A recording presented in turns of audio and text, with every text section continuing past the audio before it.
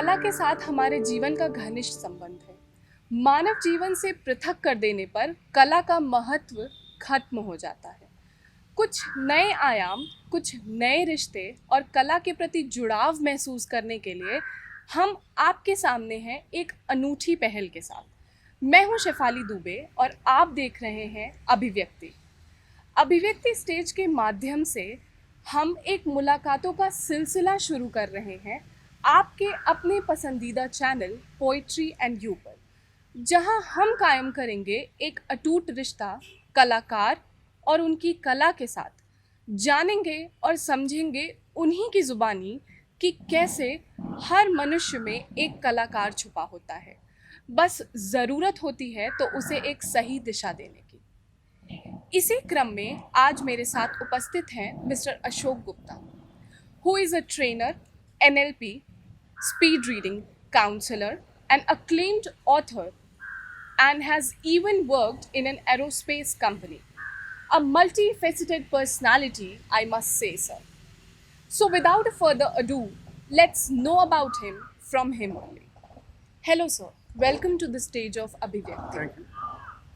Sir, आपकी profile बहुत impressive है, तो क्या आप हमारे दर्शकों के साथ शेयर करेंगे कि आप क्या कुछ करते हैं? एक्चुअली मैं NLP और स्पीड रीडिंग का ट्रेनर हूँ और मेंटल हेल्थ और लर्निंग का काउंसलर हूँ और ऑथर भी हूँ। अच्छा, तो सर स्पीड ट्रेनिंग क्या है, आप ज़रा हमें बताइए, क्योंकि हम नहीं जानते कि स्पीड ट्रेनिंग क्या होती है। स्पीड रीडिंग हमारा जो ट्रेडिशनल वे ऑफ रीडिंग है वो बहुत स्लो होता है। यानी कि आपको बचपन में याद होगा कि जब आप बचपन में पढ़ते रहे होंगे तो आपके पेरेंट बोलते रहे बहुत बेटा बेटा बहुत धीमे धीमे पढ़ो। लेकिन स्टडी ये की गई है कि जितना हम धीमे पढ़ते हैं जी। उतना हमारा कॉम्प्रीहेंशन मेमोरी कमज़ोर होता है। अच्छा। तो हम बाई स्पीड रीडिंग हम अपना रीडिंग स्पीड बढ़ा सकते हैं और स्टडी करके देखा गया है कि हमारा अगर रीडिंग स्पीड अधिक तेज होता है तो हमारा कॉम्प्रीहेंशन और मेमोरी और बढ़ता जाता और है। बढ़ता है। तो सर आपके हिसाब से जैसे 1 मिनट में इंसान को कितने शब्द अप्रॉक्सीमेटली बोलने चाहिए? अब बोलने नहीं पढ़ने चाहिए। हाँ, पढ़ने ये चाहिए। बहुत ही आसान तरीके से हम अपना रीडिंग स्पीड डबल कर सकते हैं, बहुत ही आसान तरीके से। अगर मैं ट्रेनिंग दूंगा तो मुश्किल से आधे एक घंटे बाद you can double your reading speed okay. और उसकी डबल एंड आल्सो ट्रिपल। और उसके आगे बढ़ाने के लिए कुछ ना कुछ थोड़ा प्रैक्टिस करनी पड़ती है। जी। And very easily within a week you can enhance your reading speed up to 1000 word per minute in a week. तो सर प्रैक्टिकल लाइफ में इसका एप्लीकेशन, मतलब इसका इम्पोर्टेंस क्या है स्पीड रीडिंग का? बहुत ज़्यादा है क्योंकि हमारा जो वॉल्यूम है पढ़ने का ये बढ़ता जा रहा है। आप देखते होंगे कि ईमेल है, इंटरनेट है, रीडिंग मटेरियल है, बुक्स है, व्हाट्सएप है, हार्ड मटेरियल है, न्यूज़पेपर है। तो इतना ज़्यादा रीडिंग मटेरियल बढ़ता जा रहा है कि हम लोग उस पार अपने को एट पार नहीं कर पा रहे हैं। नहीं कर पा जो रहे हैं।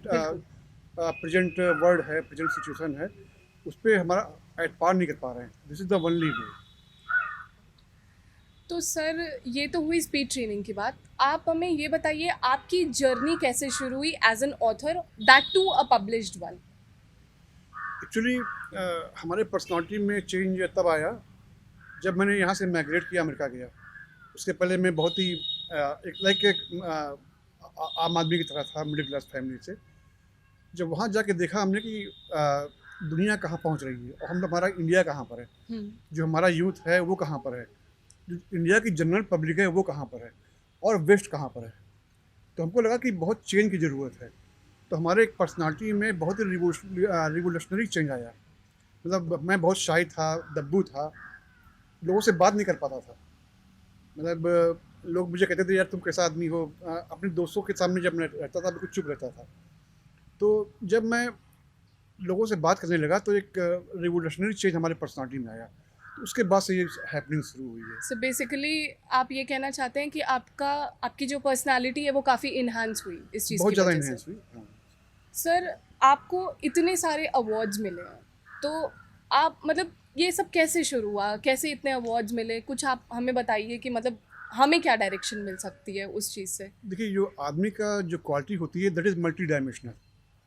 यानी कि यदि यदि आप कोई जॉब कर रहे हो तो इसका मतलब ये नहीं कि आपका जो पूरा टैलेंट जॉब में लगा है, जो आपका जो इंटरेस्ट है उसको भी आप उसको आप पूरा कर सकते हो।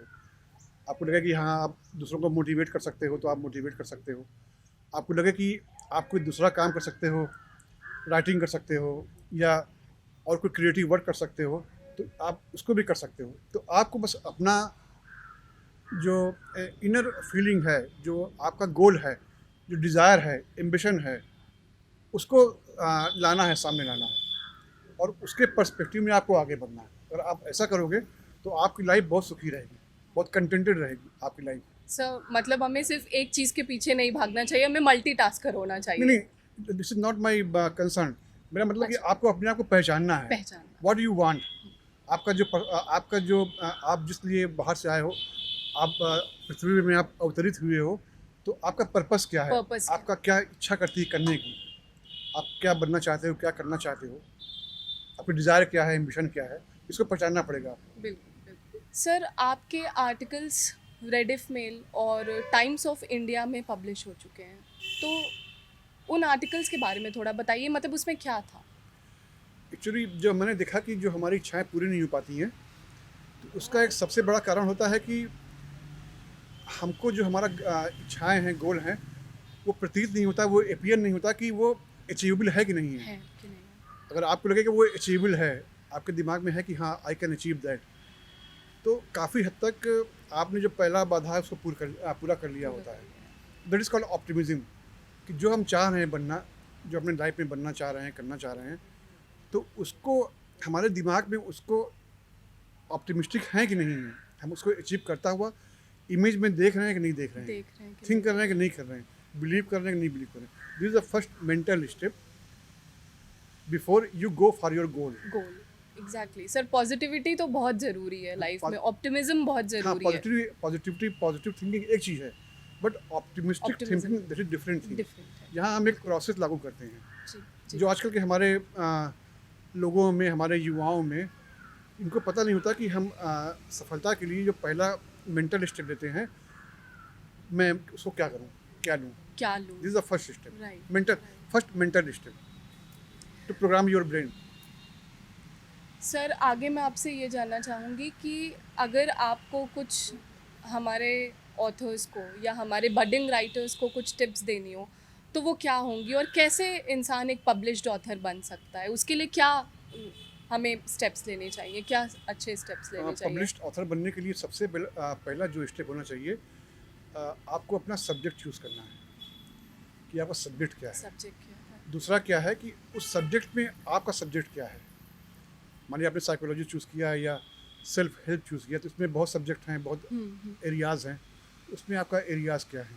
उसके करने के बाद आपको नेट सर्च करना पड़ेगा या सर्च करना पड़ेगा, रिसर्च करना पड़ेगा कि उसमें किसकी वैल्यू ज़्यादा है, ज़्यादा है। मार्केट वैल्यू किसकी ज़्यादा है। क्योंकि लिखना अपने स्वयं सुखा ये भी अच्छा है, लेकिन लिखने के साथ आपको बिके, पैसा भी मिले, ये बहुत ज़रूरी है। बहुत ज़रूरी है। उसके बाद आपको चाहिए एक पब्लिश्ड पब्लिकेशन, अच्छा पब्लिकेशन जो आपकी बुक पब्लिश करे। पब्लिश करें, हाँ। उसके लिए आपको रिसर्च करना पड़ेगा कौन पब्लिकेशन आपका जो स्पेसिफिक सब्जेक्ट है उसको पब्लिश करने वाला है, उसका पब्लिशर का सब्जेक्ट क्या है। सर तो बेसिकली पब्लिकेशन अच्छा होना चाहिए और दूसरी चीज़ हमें सब्जेक्ट की पकड़ होनी चाहिए, स्पेसिफिक होना पकड़ चाहिए तो अपने होनी, काम में। वो तो अनकंडीशनल है ही है। वो तो अनकंडीशनल। पकड़ तो अनकंडीशनल है ही है। अगर पकड़ नहीं है तो आपको रिसर्च करना पड़ेगा, पढ़ाई करना पड़ेगा। आप स्पीड ट्रेनर हैं, स्पीड रीडिंग। काउंसलर हैं, आप एक ऑथर भी हैं, इतना सब कुछ आप कैसे मैनेज करते हैं? एक्चुअली हमारा जो पर्सनालिटी होती है ना, हमारा जो टैलेंट होता है, एबिलिटीज़ होती है, वो मल्टी डायरेक्शनल होती है। ये आपकी इच्छा के ऊपर है कि आप उसको कैसे यूज़ करो। आपने देखा भी होगा कि बहुत से बिजनेसमैन हैं वो ऑथर बन जाते हैं। आपने देखा भी होगा बहुत से बिजनेसमैन हैं जो मोटिवेशनल स्पीकर बन जाते हैं। स्पीकर, बिल्कुल बिल्कुल। आपने देखा भी होगा कि बहुत से रिच मैन हैं वो सोशल सर्विस में आ गए हैं। तो हमको अंदर अपने ये देखना है कि हम चाहते क्या हैं आखिर, ताकि जो हमारा लाइफ बीते वो कंटेंटेड बीते, वो सुखी रूप से बीते। क्योंकि अगर हम अपनी डिज़ायर पूरा नहीं करेंगे तो कहीं ना कहीं हमारे दिल में एक लैकुना होगा, एक वैक्यूमनेस होगा। हाँ, वैक्यूम होगा कि हम अपने इसको पूरा नहीं कर पा रहे। सर उसके बाद ये सब तो ठीक है, इतना सब कुछ करने का पुश कहाँ से मिलता है आपको? मतलब इतना मल्टी टैलेंटेड, इतनी वर्सेटैलिटी कैसे मेंटेन करते हैं आप? देखिए, अगर आपके अंदर अ, एक इच्छा है कि मैं अपने लाइफ को अपनी तरह जीऊँ। बहुत बार होता है कि हम लाइफ को दूसरे के अनुसार जीते हैं कि वो ऐसा कह रहे हैं, ये ऐसा कह रहे हैं, उन्होंने ऐसा कहा, उन्होंने ऐसा कहा। लेकिन अगर हम लाइफ को अपने अनुसार जीतेंगे, तो हम अपने आप को अधिक मैक्सिमम एरिया में एक्सपेंड कर सकते हैं, ब्लॉसम एक्सपैंड कर कर सकते सकते हैं। हैं। लेकिन ये पहचानने की बात है कि हम क्या करना चाहते क्या हैं, करना चाहिए? लाइफ में हम क्या बनना चाहते हैं, क्या करना चाहते हैं। सर बेसिकली आपका मोटो है, I want to have the whole cake and eat it too. Right, right. But at the same time I should feel contented also. Contented also, हाँ। कंटेंटमेंट सर बहुत बहुत ज़रूरी है ज़रूरी है। लाइफ में, हाँ। उसके बिना पैसा, रुतबा, जॉब का कोई मायना नहीं नहीं, है। वो भी मायने रखता है, उसके साथ ये भी चाहिए। उसके साथ वही सर कि हाँ। कंटेंटमेंट बहुत हाँ, ज़रूरी है क्योंकि लाइफ पैसे में। की अपनी लाइफ में बहुत वैल्यू है। बहुत वैल्यू है, हर एक एक चीज़ की सर बहुत हाँ। वैल्यू है। सर एक छोटा सा मैसेज जो आप हमारे व्यूअर्स को देना चाहें लाइफ और एथिक्स के बारे में। आपने देखा होगा कि यदि आप एक बाल्टी में या एक पानी लीजिए और पानी को कहीं उलेट दीजिए, तो आप देखेंगे कि पानी वो कहीं रुकता नहीं है, वो अपना रास्ता खुद बनाता है और धीमे धीमे कहीं जाके आगे एक डेस्टिनेशन में जाके मिल जाता है, भले ये नदी हो, नाला हो, छोटी नाली हो या समंदर हो। तो आपको भी वैसे ही करना है। आपकी लाइफ असंतुष्ट है, आपकी लाइफ डिपेंडेंट किसी दूसरे के ऊपर है, तो आपको ये देखना है कि आपको अपनी लाइफ सेल्फ डिपेंडेंट बनाना है, फाइनेंशियली और इमोशनली और इन द ऑल रिस्पेक्ट। आपको अपना लाइफ को कंट्रोल करना है और किसी भी नो सेंस में आपको लाइफ उस लाइफ को नहीं जीना है जिस लाइफ से आप असंतुष्ट हैं। इसलिए अपनी लाइफ का एक फ्यूचर में देखिए, आपको फ्यूचर में क्या बनना है, कैसे बनना है, कितना पैसा अर्न करना है, आपके एम्बिशन क्या हैं, डिज़ायर क्या हैं, उसको आप एक निश्चित समय में पूरा होते हुए देखिए। This is called outcome frame. It means यदि आप चाहते हो कि आप अपने कंपनी के सीईओ बनना चाहते हो, तो आप देखिए, आप एक स्पेसिफिक एज में 30 इयर्स के एज में अपने कमरे में बैठे हुए हो, आप सीईओ बन के बैठे हुए हो, पीएन्स आपके सामने खड़े हुए, क्लाइंट आपके सामने खड़े हुए, आप उनसे बात कर रहे हो, आपके ऑफिस के बाहर लगा हुआ है बोर्ड कि Mr Ramesh he is CEO of this company. आपको अपनी लाइफ के हर स्टेज में, हर एज में, up to the old age, अपने पूरे डिज़ायर को एक टाइम लाइन में, फ्यूचर टाइम लाइन में इसको देखना है, इसको एज्यूम करना है, विजुलाइज करना है। तो अंत में ये होगा कि आप देखोगे जैसा आपने विजुलाइज किया है, जैसा आपने सोचा है, धीमे धीमे वन बाय वन आपके जो डिज़ायर हैं, इच्छाएं हैं, एम्बिशंस हैं, वन बाय वन पूरी हो रही हैं। तो ये थे मिस्टर अशोक गुप्ता, जिनसे हमने जाना लाइफ में चैलेंजेस को कैसे फेस करें और साथ ही वर्सेटैलिटी कैसे मेंटेन करें। अंत में बस यही कहकर कार्यक्रम को समापन की ओर ले चलूंगी।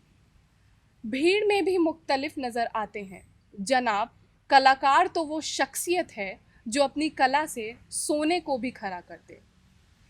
On that note, it's time to bid adieu, but we'll be back again pretty soon. Till then, stay tuned at our channel Poetry and You and keep watching Abhivyakti with me, that is Shefali Dubey.